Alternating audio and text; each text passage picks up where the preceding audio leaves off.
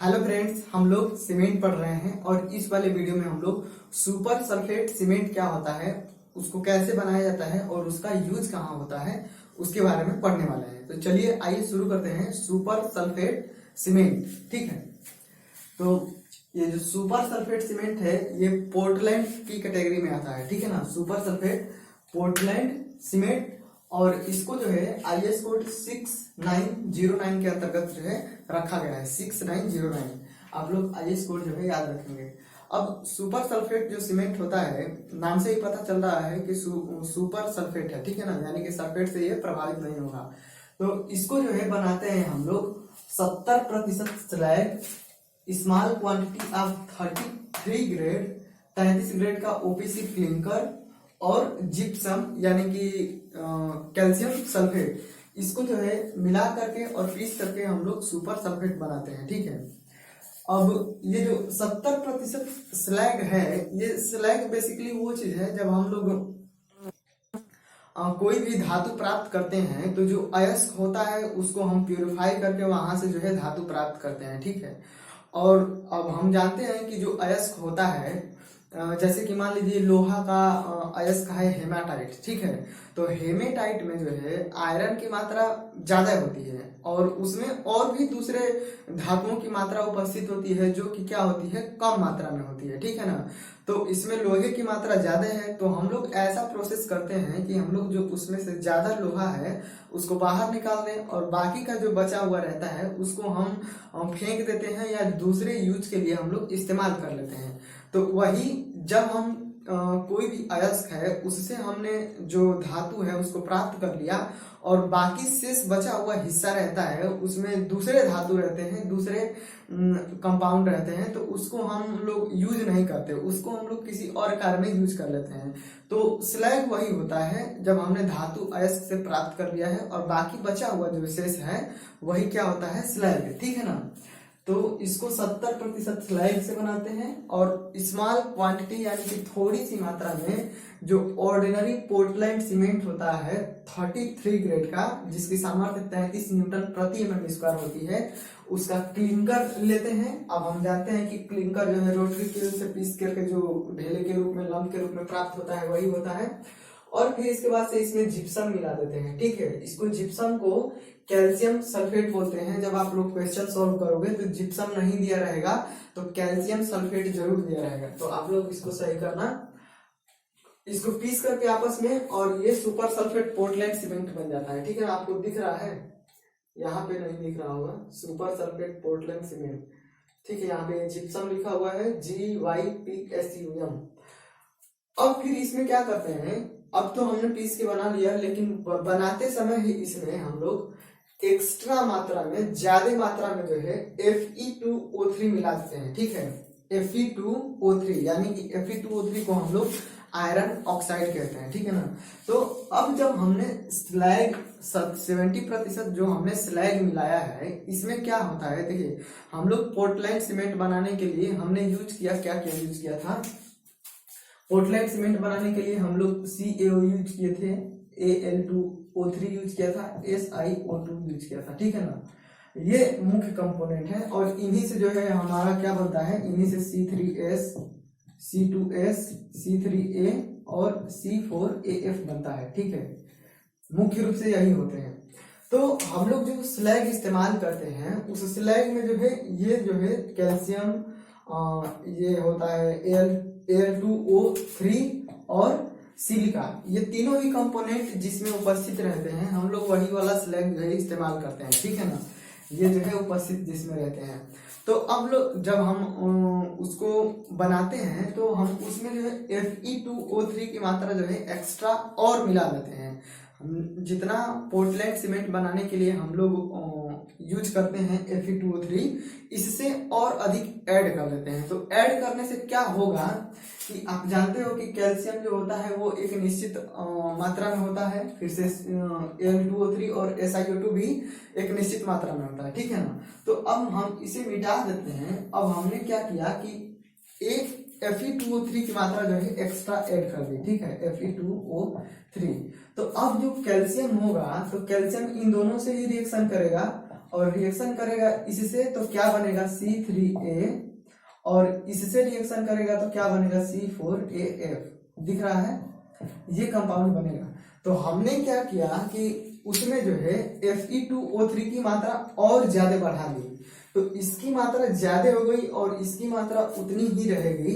तो क्या होगा कि जो C4AF वाला जो कंपाउंड है टेट्रा कैल्शियम एल्यूमिनोफेराइड, ये ज्यादा मात्रा में बन जाएगा, ठीक है ना। जब हम इसको ज्यादा ऐड करेंगे तो ये ज्यादा रिएक्शन करेगा, तो ज्यादा इसके कंपाउंड बन जाएंगे। तो सुपर सल्फेट सीमेंट में यही हम लोग करते हैं कि टेट्रा कैल्शियम एल्यूमिनोफेराइड की जो मात्रा होती है उसको बढ़ा देते हैं। और वो कैसे बढ़ता है, जो एक्स्ट्रा मात्रा में आयरन ऑक्साइड जब हम ऐड कर देते हैं तो ये ज्यादा मात्रा में बन जाता है। तो अब ये ज्यादा मात्रा में बन जाता है तो जो C4AF जो होता है ये सल्फेट रेजिस्टेंस होता है, ठीक है ना। ये जो सल्फेट का जो इफेक्ट होता है उससे प्रभावित नहीं होता है, सल्फेट से जो है। और देखिए C4AF टेट्रा कैल्शियम एल्यूमिनोफेराइड जो है सल्फेट से प्रभावित नहीं होता है, ठीक है ना। तो इसके में ये क्वालिटी होती है कि ये सल्फेट से प्रभावित नहीं होता है। और हमको पता है कि जो C4AF है, हमने शुरुआत में पढ़ा था कि जो C4AF होता है ये सेटिंग भी प्रदान करता है, ठीक है ना। क्विक सेटिंग के लिए भी रिस्पॉन्सिबल होता है। तो इससे जो है सेटिंग भी हो गई और सल्फेट से बच भी गया, ठीक है। अब इस सीमेंट में जो है C3A की मात्रा जो है 3.5% से कम होती है, ठीक है ना।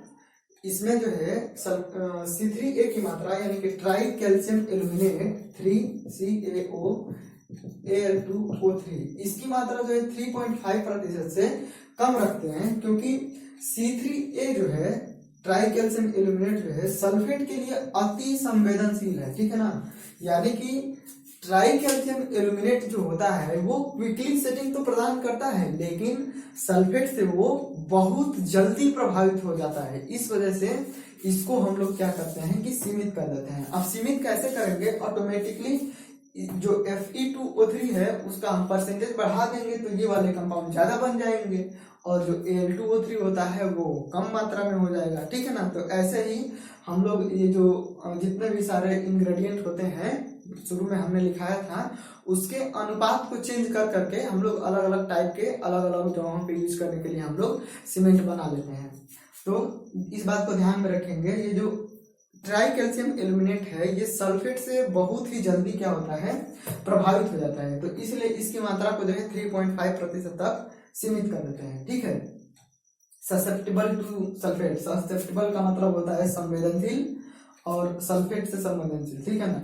अब ओपीसी की तुलना में जो है इसकी वाटर रेजिस्टिंग कैपेसिटी जो है अधिक होती है। जो ऑर्डिनरी पोर्टलैंड सीमेंट जो होता है वो वाटर जो है ज्यादा रेजिस्ट नहीं कर पाता, और ये क्या होता है वाटर रेजिस्टिंग कैपेसिटी जो है वाटर को ज्यादा प्रतिरोधी करता है, उसको एब्जॉर्ब नहीं करता, क्योंकि इसमें जो है CaOH जो होता है वो उपस्थित नहीं होता है, ठीक ना।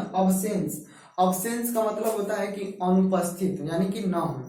तो इसमें कैल्शियम हाइड्रोक्साइड जो होता है वो अनुपस्थित होता है, और हम जानते हैं कि जो कैल्शियम ऑक्साइड है ये पिछले वीडियो में कई वीडियो में मैंने बताया है ये वाटर में घुल करके और बाहर निकल जाता है। तो ये नहीं होने का कारण जो है इसकी वाटर रेजिस्टिंग कैपेसिटी क्या होती है बढ़ जाती है, ज्यादा होती है। सेटिंग टाइम और स्ट्रेंथ जो है ओपीसी के बराबर ही होता है। तो हमने जानते हैं कि जो ओपीसी होता है उसकी जो सेटिंग टाइम होती है इनिशियल सेटिंग टाइम यानी कि प्रारंभिक जमाव काल जो है 30 मिनट, और फाइनल सेटिंग टाइम यानी कि अंतिम जमाव काल कितना होता है 10 घंटे। तो सेटिंग टाइम और स्ट्रेंथ, अब स्ट्रेंथ ओपीसी 43 है, 33 है और 53 है, यही तीन में है, तो इन्हीं के बीच में जो है इसकी स्ट्रेंथ रहती है, ठीक है। हीट ऑफ हाइड्रेशन का मान जो है ओपीसी की तुलना में क्या होता है कम होता है।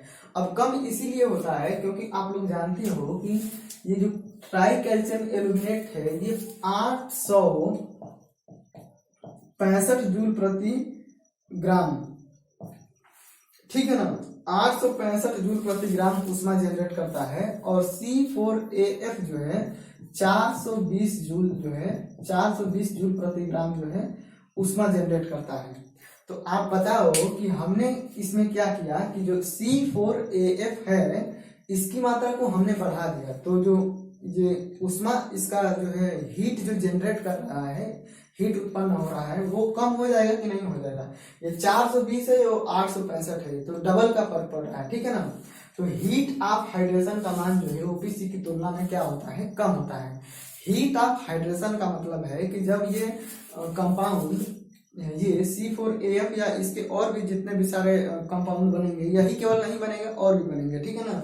जैसे कि C3S C2S ये सब बन रहे थे, ये सब भी बनेंगे तभी तो स्ट्रेंथ प्रदान करेंगे।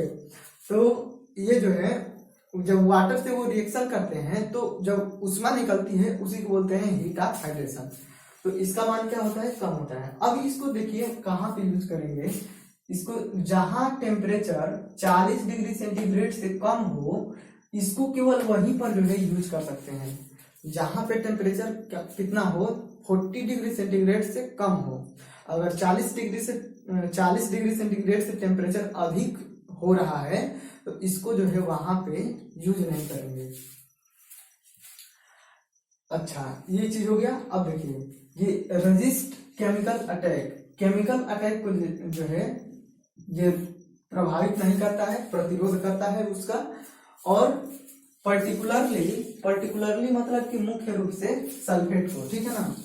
तो आप लोग इसको हिंदी में भी लिख सकते हो कि ये जो है केमिकल अटैक का प्रतिरोध करता है और मुख्य रूप से सल्फेट को भी प्रतिरोधित करता है, ठीक है ना। तो रेजिस्ट केमिकल अटैक यानी कि केमिकल अटैक को प्रतिरोधित करता है और मुख्य रूप से इन पर्टिकुलर्स लिखा हुआ है, ठीक है ना, मुख्य रूप से सल्फेट को रेजिस्ट करता है, यानी कि सल्फेट से प्रभावित नहीं होता है। अब आप जानते हो कि केमिकल से क्यों नहीं प्रभावित होता, क्यों उसको रेजिस्ट करता है, क्योंकि ये वाटर रेजिस्टेंस कैपेसिटी इसकी अधिक होती है, क्योंकि इसमें से जो वाटर जो बाहर निकल रहा है वो ज्यादा निकलेगा नहीं, ठीक है। तो इस वजह से जो है इसकी रेजिस्टेंस, केमिकल रेजिस्टेंस जो है ज्यादा होती है। अब इसको कहाँ पे हम लोग यूज नहीं करेंगे, तो it should not use freezing and thawing and moisturing and drawing.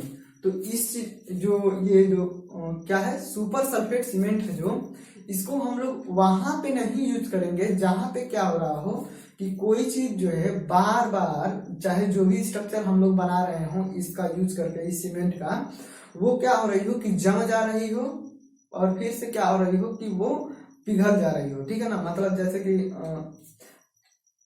कोई भी स्ट्रक्चर हम बना दिए और वो क्या हो गया कि फ्रीज हो गया, जम गया, ठीक है ना। और थाइंग का मतलब आप लोग देख लेना, जब हम गर्म करेंगे तो वो जो है जमी नहीं रहेगी, ठीक है ना। क्या बोलते हैं उसको आप लोग समझ लेना। तो जम रही हो, फिर जो सूख रही हो, फिर जम रही हो, ऐसा कुछ, ठीक है ना। अब और इसको वहां पे नहीं यूज करेंगे जहां पे सूख रही हो और नमी हो रही हो, ठीक है ना। ये जमना, जैसे देखिए टेम्परेचर कम हो गया तो जम गया, और टेम्परेचर ज्यादा बढ़ेगा तो फिर जो जमा हुआ था वो अब जमा नहीं रहेगा, ठीक है ना। तो बार बार जम रहा है और बार बार जो है वो सही हो जा रहा है, तो वहां पे नहीं यूज करेंगे। और इसको वहां पे नहीं यूज करेंगे जो बार बार क्या हो रहा हो, गीला हो रहा हो और बार बार सूख रहा हो। तो इन दो स्थितियों में इस सीमेंट का जो है यूज नहीं करेंगे, ठीक है। दो स्थितियों में इस सीमेंट का जो है यूज नहीं करेंगे जहां पे ये चीजें हो रही हो। अब इसका यूज हम लोग कहाँ करते हैं मुख्य रूप से, तो इसका यूज हम करते हैं लाइनिंग ऑफ सीवर। जो सीवर बहता है, सीवर मतलब कि शहरों में आप अगर रह रहे होंगे या शहर में जाएंगे तो जो घरों का जो है पानी होता है, मल होता है, लैट्रिन का पानी होता है, बाथरूम का पानी होता है, वो सब उसको एक अलग से पाइप बिछा करके और उसको जो है वाटर ट्रीटमेंट प्लांट तक ले जाया जाता है। तो जिस पाइप के जरिए ले जाया जाता है उसको हम लोग बोलते हैं सीवर, ठीक है ना। तो जो पाइप होता है उसके स्तरीकरण के लिए जो है पाइप होता है, या हम लोग बड़े बड़े नाला बनाते हैं तो उस नाले में जो है यूज करते हैं, या जो फैक्ट्रियों का जो है बहुत सारा केमिकल होता है उसको भी उसी में डाल करके ले जाया जाता है। कहीं पे व्यवस्था अच्छी है तो दोनों को अलग अलग करके ले जाया जाता है। तो जिस रास्ते से उसको ले जाया जाता है उसके लाइनिंग के लिए, लाइनिंग मतलब होता है स्तरीकरण। स्तरीकरण मतलब होता है कि जिस मान लीजिए कि ये कोई पाइप है, ठीक है ना, तो इसके अंदर से चारों ओर क्या करना, परत चढ़ाना। तो इसी परत चढ़ाने को क्या बोलते हैं, इंग्लिश में लाइनिंग बोलते हैं और हिंदी में अस्तरीकरण बोलते हैं, ठीक है ना। तो लाइनिंग ऑफ सीवर में, पाइप की भी लाइनिंग में, फिर से सी वर्क में यानी कि समुद्री कार्यों में, समुद्र में कोई स्ट्रक्चर बनाना हो तो वहां पे जो है सुपर सल्फेट का यूज करेंगे, क्योंकि समुद्र में जो है ज्यादा मात्रा में सल्फेट की मात्रा होती है। फिर से अब ग्राउंड वाटर में, ग्राउंड ड्रेनेज में एवं उस सॉइल में स्ट्रक्चर बनाने में करेंगे जहां पे सल्फेट का प्रभाव ज्यादा हो। मतलब कि अगर कोई मिट्टी है, कोई भी नॉर्मल सॉइल है जहां पे सल्फेट अधिक मात्रा में है, ठीक है ना, सल्फेट क्या है, अधिक मात्रा में है, तो उस सॉइल से अगर कोई ड्रेनेज हो यानी कि वाटर बह रहा हो, हमको वाटर ले जाना हो, तो उस वाटर के लिए जो पाइप यूज करेंगे या जो भी हम लोग वहां पे उसके लिए स्ट्रक्चर बनाएंगे, उसके लिए और कोई बिल्डिंग या भवन अगर उस सॉइल में बनाना जरूरी हो तो वहां पे जो है सुपर सल्फेट सीमेंट का जो है यूज हम लोग करेंगे। तो मेनली जो है पूछा जाता है तो यही यूज पूछा जाएगा, कहाँ से पूछ सकते हैं, कहाँ यूज कर सकते हैं। फिर से ये पूछ सकता है केमिकल अटैक, केमिकल रेजिस्टेंस होता है और पर्टिकुलरली सल्फेट रेजिस्टेंस होता है, ये चीज पूछ सकता है। टेम्परेचर जो है कितने से अधिक होगा तो नहीं यूज करेंगे, और बस, और इसमें जो है ये सब, ठीक है ना। तो मुझे आशा है आप लोगों को बहुत अच्छा लगा होगा, समझ में आया होगा। तो ये जो है सुपर सल्फेट सीमेंट है, इसको हमने पढ़ लिया, ये खत्म हो गया।